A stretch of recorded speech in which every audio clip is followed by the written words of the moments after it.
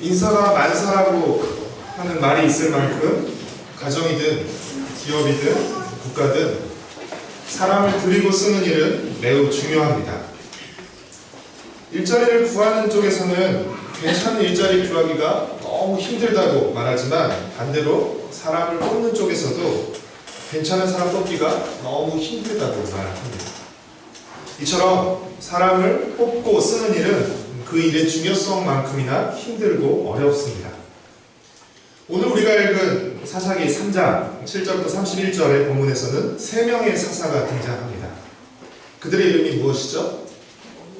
오니엘, 에훗, 그리고 삼가입니다.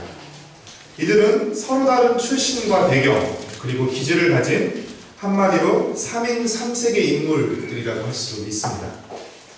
이 사사로 쓰임받은 세 사람, 달라도 너무 다른 이 세 사람을 통해서 하나님이 쓰시는 사람은 어떤 사람인지를 오늘 함께 살펴보고자 합니다. 본문에서 사사로 쓰임받은 첫 번째 사람은 온니엘입니다. 온니엘은 첫 번째 사사로서 가장 이상적이고 모범적인 사사라고 할 수 있습니다. 온니엘은 우선 출신부터가 좋습니다. 온니엘은 이스라엘의 성공에 서는 유력 지파인 유다 지파 출신이었습니다. 그리고 집안도 좋았습니다. 지파도 좋고 집안도 좋았습니다. 그는 여호수아와 더불어 광야 세대에 살아있는 영웅이라고 불리는 갈렙의 조카였습니다. 그는 드빌 전투를 승리로 이끈 공로를 인정받아서 갈렙의 딸 악사를 아내로 맞이한 용사였습니다. 이스라엘 자손이 싸워야 할 가나안과 싸우지 않고 오히려 그들의 우상을 섬기자 하나님은 이스라엘을 가만히 내버려 두지 않으시고 멀리 메소포타미아와 부산 리사다임을 통해 이스라엘을 괴롭게 하시며 싸움을 걸어오셨습니다. 7절과 8절, 3장 7절과 8절 말씀을 같이 읽겠습니다. 이스라엘 자손이 여호와의 목전에 악을 행하여 자기들의 하나님 여호와를 잊어버리고 바알들과 아스라들을 섬긴지라. 여호와께서 이스라엘에게 진노하사 그들을 메소포타미아와 부산 리사다임의 손에 하셨으므로 이스라엘 자손이 부산 리사다임을 8년 동안 섬겼더니, 이 8년 동안의 압제에 시달린 이스라엘 백성은 하나님께 부르짖었습니다.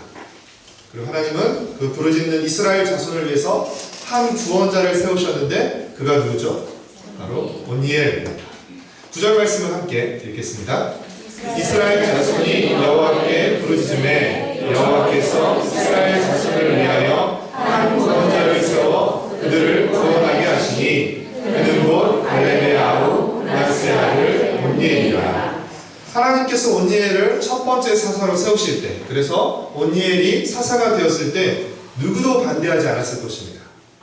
어느 누구도 온니엘이 사사가 되는 것에 대해서 이의를 제기하지 않았을 것입니다. 왜냐하면 그의 출신, 그의 집안, 그의 배경, 그리고 그의 경력과 전쟁에서 거둔 결과들이 그는 사사가 될 만한 충분한 자격을 갖춘 사람이라는 것을 확실히 뒷받침해주고 있었기 때문입니다. 온니엘은 누구나가 사사가 될 만한 인물로 예상했던 사람이었고, 그는 예상대로 전쟁을 승리로 이끌어서 이스라엘 자손이 40년 동안 평안을 누리도록 했습니다. 10절과 11절 말씀 같이 읽겠습니다. 여호와의 영이 그에게 임하셨으므로 그가 이스라엘의 사사가 되어 나가서 싸울 때 여호와께서 메소포타미아와 부산 리사다임을 그의 손에 넘겨주시매 온니엘의 손이 부산 리사다임을 이기니라. 그 땅이 평안한 지 40년에 므낫세의 아들 온니엘이 죽었더라. 본문에서 사사로 쓰임받은 두 번째 인물은 에훗입니다. 온니엘이 누구나 사사가 될 만한 사람으로 예상했던 인물이라면 에훗은 누구도 예상하지 못한 예상 밖의 인물이라고 할 수 있습니다. 왜냐하면 그의 출신부터가 좋지 못했기 때문입니다. 앞서 온니엘이 어떤 지파 출신이었죠? 이스라엘 12지파 중에 가장 유력한 유다 지파 출신이었다면 에훗은 12지파 중 가장 작고 약한 베냐민 지파 출신이었습니다. 이 사사기 후반부에 이르면 베냐민 지파는 진멸의 위기에 처할 정도로 아주 부정적인 모습을 보여주고 있는 지파입니다. 게다가 에훗은 왼손잡이였다고 기록하고 있습니다. 15절 말씀을 같이 읽겠습니다. 이스라엘 자손이 여호와께 부르시되 여호와께서 그들을 위하여 한 구원자를 세우셨으니 그는 곧 베냐민 사람 베라의 아들 왼손잡이 에웃이라. 이스라엘 자손이 그를 통하여 모압 왕 에글론에게 공물을 바칠 때. 히브리 말로 이 베냐민이란 말은 오른손의 아들이라는 뜻을 가지고 있습니다. 아이러니하게도 그 베냐민 지파, 오른손의 아들의 지파에 속한 에웃은 왼손잡이였다는 것입니다. 이 왼손잡이라는 표현을 둘러싸고 해석이 크게 둘로 나뉩니다. 하나는 에웃이 오른손을 쓸 수 없었던 오른손에 장애를 가진 사람이었다는 것입니다. 그리고 또 다른 하나는 에웃이 장애와 상관없이 왼손잡이처럼 왼손을 자유롭게 쓸 수 있도록 훈련받은 사람이었다는 것입니다. 그래서 양손을 다 쓸 수 있는 사람이었다는 것이죠. 실제로 에웃이 나중에 에글론을 죽일 때 단검을 오른쪽 허벅지 옷속에 숨기는 것으로 미루어 보아, 그리고 사사기 20장 16절에 보면 이 베냐민 지파 중에서 택한 700명의 왼손잡이 이야기가 나오는 것으로 보아서 후자가 조금 더 설득력이 있지 않나, 왼손을 잘 쓰도록 훈련된 사람이지 않을까 싶습니다. 그러나 그렇다 치더라도 사람들이 생각하기에 에웃은 사사가 될 만한 사람이 아니었습니다. 그래서 사람들이 그 에웃에게 맡긴 역할이 무엇이었죠? 모압 왕 에글론에게 공물을 바치는 역할을 맡긴 것이죠. 사실 모압은 이스라엘의 상대가 되지 못하는 민족이었는데 어쩌다가 이스라엘이 모압의 압제를 받게 된 것입니까? 이스라엘이 하나님을 버리고 우상을 섬김으로써 하나님이 모압을 강성하게 하셨기 때문인 것이죠. 12절 말씀을 같이 읽겠습니다. 이스라엘 자손이 또 여호와의 목전에 악을 행하니라. 이스라엘 자손이 여호와의 목전에 악을 행하므로 여호와께서 모압 왕 에글론을 강성하게 하사 그들을 대적하게 하시니. 이스라엘 자손이 하나님 앞에서 악을 행하고 우상을 섬기자 하나님께서 이스라엘보다 약한 모압을 강성하게 하셨죠. 그래서 그들로 하여금 18년 동안 압제를 받게 하는 것입니다. 이스라엘은 18년 동안 모압 왕 에글론의 압제를 받았고 에웃은 얼마 동안인지 모르겠지만 얼마 동안 조공을 바쳤는지 모르겠습니다. 그러던 어느 날 에웃은 모압 왕 에글론을 암살하기로 결심을 합니다. 에웃은 공물을 바치고 돌아가는 길에 다시 돌아와서 은밀한 일을 왕에게 아뢰겠다고 말합니다. 19절 말씀을 같이 읽겠습니다. 자기는 길갈 근처 돌 뜨는 곳에서부터 돌아와서 이르되 왕이여 내가 은밀한 일을 왕에게 아뢰려 하나이다니 왕이 명령하여 조용히 하라 하매 모셔 선자들이 다 불러온지라. 에웃이 공물을 바치고 돌아가다가 다시 또 혼자 전에 와서 은밀히 아뢰 것이 있습니다 라고 하니까 에글론은 뭘 기대했을까요? 은밀한 일을 아뢰겠다고 하니까 은밀한 조공이라든지 은밀한 뇌물을 기대했겠죠. 그렇죠? 귀가 솔깃해지면서 몰래 바칠게, 공식적으로 바치는 거 말고 또 몰래 바칠 게 있나 보다 하고 그것을 기대했겠죠. 그러나 에웃이 에글론에게 준 은밀한 것은 무엇이었습니까? 네, 오른쪽 허벅지에 숨겨놓았던 칼이었습니다. 에웃은 그 은밀한 것, 그렇죠? 칼을 에글론에게 주었습니다. 21절과 22절 말씀을 같이 읽겠습니다. 에웃이 왼손을 뻗쳐 그의 오른쪽 허벅지 위에서 칼을 빼어 왕의 몸을 찌르매 칼자루도 발을 따라 들어가서 그 끝이 등 뒤까지 나갔고 그가 칼을 그의 몸에서 빼내지 아니하였으므로 기름이 칼 아래 묻었더라. 19분 장면입니다. 17절의 표현을 빌리자면 에글론은 매우 비둔했다라고 표현하고 있거든요. 칼이 매우 비둔한 에글론의 몸에 박혀서 관통했습니다. 그리고 그 칼날을 따라서 몸에서 기름이 흘러나왔는데 아마도 이 기름은 배설물일 것으로 여겨집니다. 그래서 나중에 이 에글론 신하들이 왕이 하도 기척이 없자 왕의 다락방을 찾아갔죠. 근데 문은 잠겨져 있고 그러고 나니까 이 신하들이 밖에서 뭐라고 말하죠? 24절 말씀을 같이 읽겠습니다.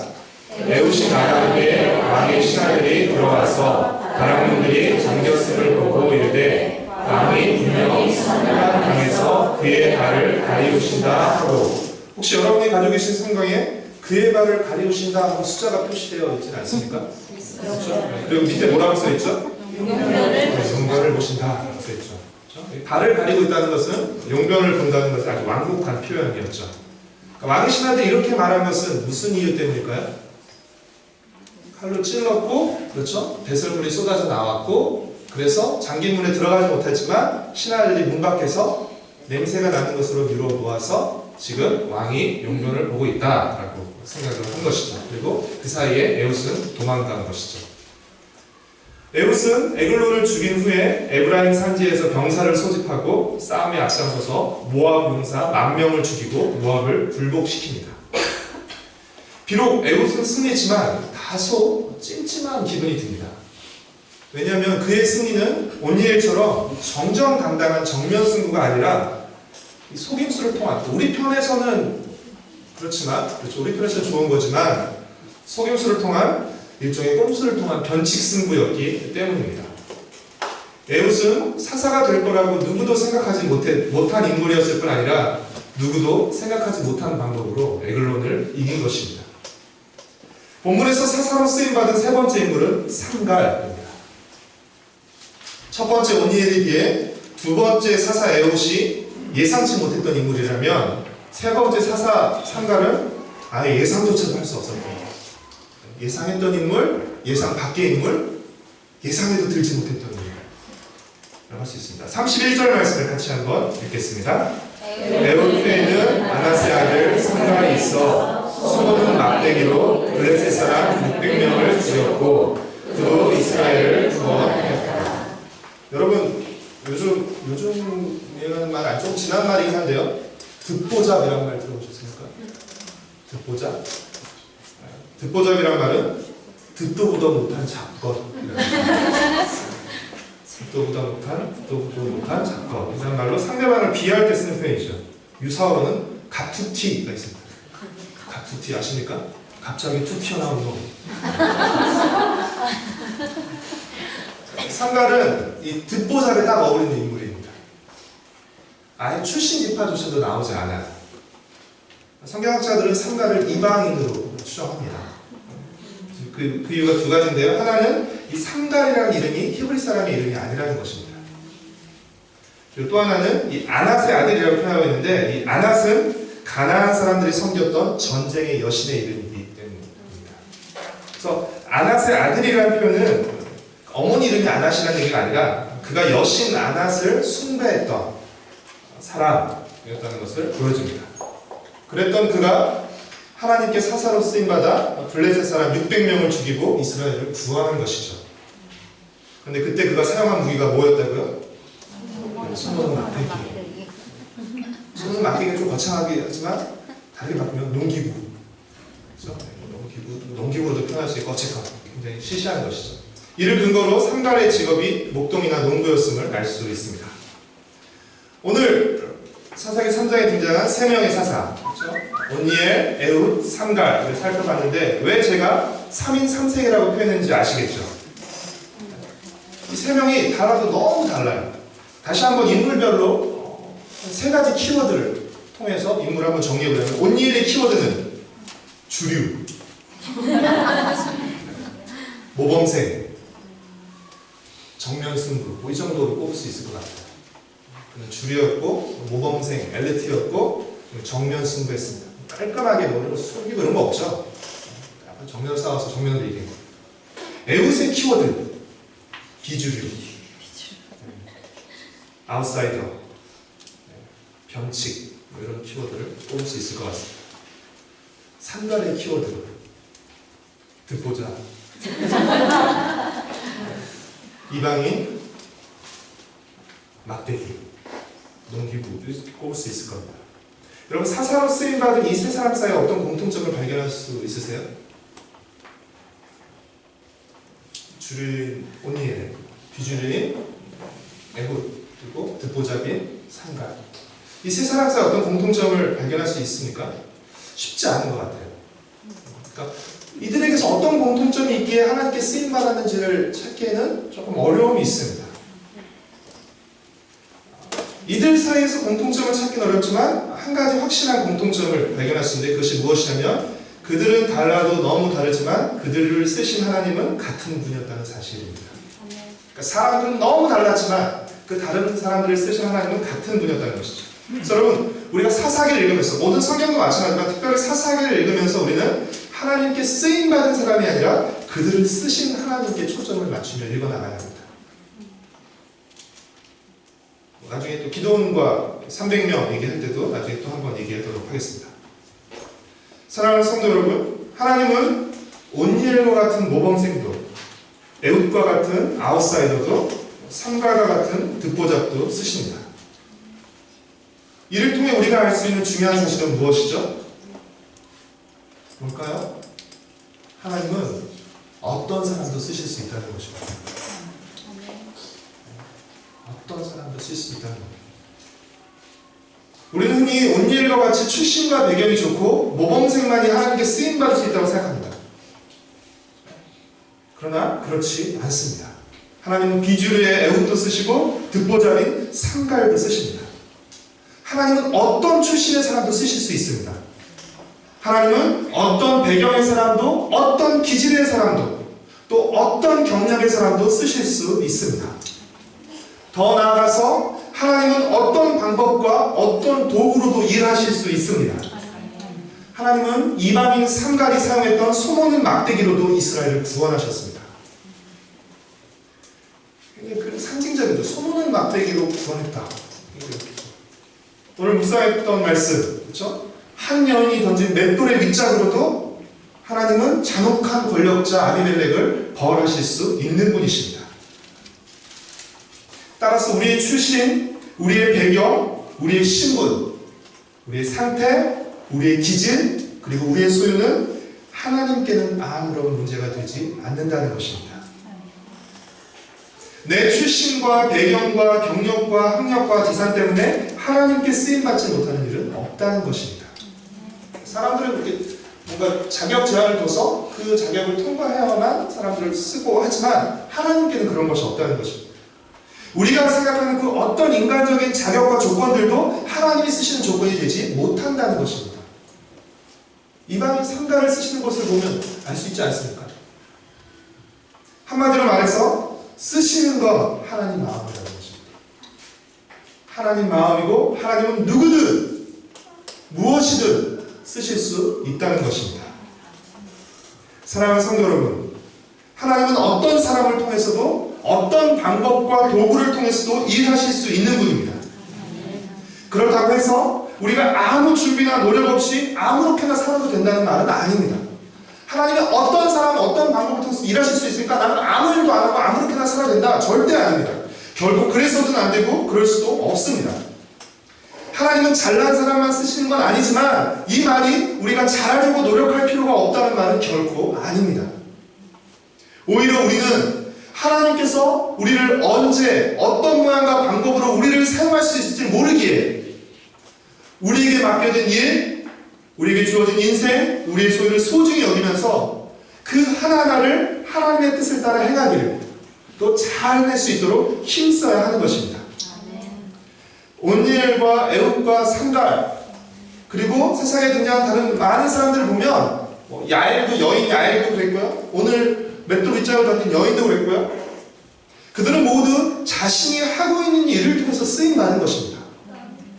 왜 삼갈이 소모는 막대기를 통해서 쓰임을 받은 것일까요?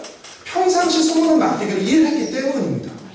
평상시 소모는 막대기로 했는데 갑자기 하나님께서 막 창을 주시거나 평상시 만지지 않던 다른 것들로 하나님 일을 하게 하는 건 아닙니다. 모세의 지팡이, 그렇죠? 홍해를 갈렸던 모세의 지팡이, 그 지팡이가 어떤 지팡이였죠? 미디안 광야 40년 동안에 양을 치던 그 지팡이였습니다. 뭔가 이제 하나님의 일을 시작해야 되니까 하늘에서 막 불타는 지팡이가 내려와서 막 새로운 신상 지팡이를 가지고 일하는 것이 아니라 계속 그가 일을 해왔던 그 지팡이를 가지고 이제 하나님의 일을 사용하게 되는 것입니다. 하나님의 일은 평상시 우리가 하던 일과는 전혀 다른 새로운 일이 아닙니다. 신비한 일이 아닙니다. 하나님의 일은 우리가 평상시 하는 일들과 연결되어 있습니다.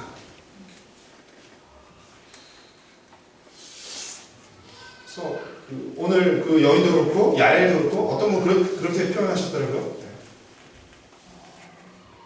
주방 기구로 시스라를 죽이고 아비멜렉을 죽였다고. 평상시 사용하는 것을 가지고 하나님께서 일을 하시는 것이죠. 하나님께서 우리를 부르신 곳에서 우리에게 맡기신 일들을 감당할 때 그 일들이 크신 하나님의 뜻과 나도 모르는 사이에 연결되면서 하나님의 일이 되는 것입니다. 지금 내게 주어진 일, 내가 맡은 일을 다 내팽개친 채 하나님의 일을 따라가는 것이 아니라 하나님께서 나를 부르신 그곳, 내게 맡기신 그 일들을 하나님의 뜻을 생각해서 잘 충실히 감당할 때 나도 모르는 사이에 그것이 하나님의 크신 일과 그 말뚝이, 그 맷돌 윗자리 그렇게 쓰임받을 줄 어떻게 알았겠습니까? 부모로서, 자녀로서, 성도로서, 직장인으로서, 또 멘토로서 여러분에게 주어진 자리를 소중히 여기십시오. 그 일이 바로 하나님이 일하시는 거예요. 우리의 일상이 하나님이 일하시는 일터가 되시는 것입니다. 믿음으로 여러분의 삶의 자리를 성실히 지키고 일상을 소중히 감당하십시오. 믿음이 좋다는 것은 일상을 내팽개치고 소홀히 한다는 건 절대 아닙니다. 일상 속에서 우리의 믿음을 드러낸다는 것을 의미하는 것이죠. 사랑하는 성도 여러분, 하나님은 어느 누구도 사용하실 수 있으며 어떤 방법으로도 일하실 수 있습니다. 그 어느 누구에 우리도 예외는 아닙니다. 그러니 우리가 하나님께서 우리를 통해 일하실 수 있다는 사실, 하나님께서 우리가 하는 평범한 일을 통해서 하나님의 위대한 일을 하실 수 있다는 사실을 여러분 의식하십시오. 그리고 또 하나 우리가 기억해야 될 사실은 무엇입니까? 어느 누구도 하나님께 쓰임받을 수 있지만 어느 누구도 성령의 도움 없이는 하나님의 일을 감당할 수 없다는 것입니다. 출신과 배경, 기질과 방법이 달랐지만 온니엘, 에훗, 삼갈이 승리할 수 있었던 이유는 무엇이에요? 하나님의 영이 그들에게 임했기 때문입니다. 그들의 경험, 그들의 가졌던 무언가로 쌓은 것이 아니라 하나님의 영이 그들과 함께 했고 하나님의 도움으로 그들이 이길 수 있었던 것입니다. 사랑하는 성도 여러분, 성령의 충만을 사모하십시오. 또 하나님의 영이 우리를 이끌어 가시는 하나님의 말씀을 가까이 하기를 힘쓰시길 바랍니다. 위대한 사람이 되기보다 위대한 하나님께 쓰임받는 사람이 되기를 소망하십시오. 우리 모두가 다 온니엘처럼 되면 좋겠죠. 그렇죠? 사실 그럴 수가 없어요. 우리 자녀들이 모두 다 좋은 대학교 가기를 원하지만 그럴 수가 없습니다. 우리 자녀들 모두 다 가면 좋은 대학교가 안 됩니다. 잘하는 사람만 갈 수밖에 없어요. 하지만 우리 모두가 위대한 사람이 될 수는 없지만 어떻게 해요? 위대한 하나님께 쓰임받는 사람이 될 수는 있습니다. 우리 모두가 주류는 되지 못한다 할지라도 우리가 비주류가 된다 할지라도 비주류로서 하나님께 쓰임받을 수 있는 것이죠. 세상이 알아주지 못하는 듣보잡이라 할지라도 우리는 듣보잡으로서 하나님께 쓰임받는 인생을 살아갈 수 있는 것입니다. 위대한 하나님께 쓰임받는 사람이 되기를 소망하며 우리가 살아가는 삶의 자리와 평범한 일상에서 믿음과 순종으로 저마다의 꽃을 피우고 열매를 맺으며 살아가시기를 바랍니다. 아름다운 숲은 한 가지 꽃과 나무로만 있지 않잖아요. 그렇죠? 크고 작은 나무들, 꽃들이 아름다운 숲을 이루어가는 거잖아요. 하나님 나라를 하나의 숲으로 보면 마찬가지인 것 같습니다. 모두 다 온니엘같이 크고 울창한 나무가 있을 필요는 없습니다. 그렇죠? 작고 못생긴 나무도 필요하고 그렇죠? 연약한 나무도 필요하고 그 모든 것이 한데 어울려서 하나님 나라의 아름다움을 드러내는 것입니다. 우리가 있는 일상의 자리에서 믿음과 순종으로 꽃을 피우고 우리 각자의 꽃, 다른 사람 꽃 부러워하지 마시고 다른 사람이 맺는 열매 부러워하지 마시고 요담의 우화에서 포도나무와 감람나무, 무화과나무가 어떻게 해요? 자기가 맺는 열매를 소중히 여기잖아요. 그렇죠? 부러워하거나 비교하지 않고 이것은 하나님께서 내게 맺게 주신 열매고 이것으로 하나님을 영화롭게 하고 사람들을 기쁘게 하겠다라고 말하잖아요. 우리만 맺을 수 있는 꽃이 있고 우리 각 사람이 맺을 수 있는 열매가 있습니다. 그래서 여러분만의 자리에서 여러분의 일상은 여러분만이 살아가는 곳이잖아요. 누군가 대신 그 자리에 들어가서 살아갈 수가 없습니다. 여러분만이 살아가는 그 일상의 자리에서 여러분만이 맺을 수 있는 꽃 피우시고 또 여러분이 맺을 수 있는 열매를 맺어가시면서 하나님 나라의 아름답고 울창한 숲을 이루어가는 우리 모든 성도들, 그리고 우리 가정, 그리고 새드롭게 공동체가 되기를 간절히 소망하고 축복합니다. 아멘. 우리 부르시는 곳에서 함께 찬양하고 도와드리도록 하겠습니다.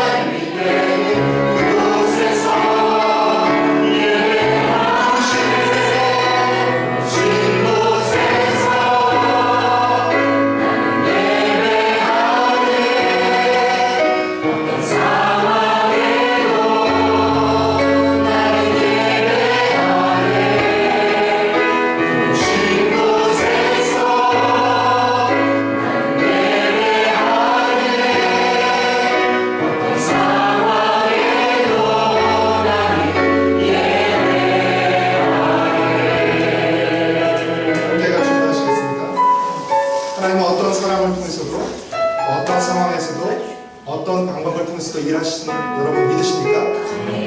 그러면 지금 여러분이 있는 그 자리에, 그리고 그 자리에서 살아가는 여러분을 통해서도 하나님께서 일하실 수 있음을 믿으십니까? 만약 여러분이 여러분의 삶의 자리를 포기하고 또 다른 자리를 바라거나 무시한다면 그것은 하나님께서 지금 내 자리에서 나를 통해서 일하실 수 있는 분이심을 내가 삶으로 부인하게 되는 셈입니다. 하나님, 나같이 부족하고 못나고 연약한 자를 통해서도 하나님 능하게 일하실 수 있는 분이시며, 소문은 맛배기로도 하나님의 크신 일을 하실 수 있는 분이심을 믿고 저를 부르신 그곳, 저를 두신 그곳에서 제가 믿음으로 일상을 하나님 일하시는 일터로 만들며 살아갈 수 있도록 주님 도와주시옵소서. 믿음으로 살아가게 해주셔서 우리 함께 같이 기도하시겠습니다. 사랑하는 주님,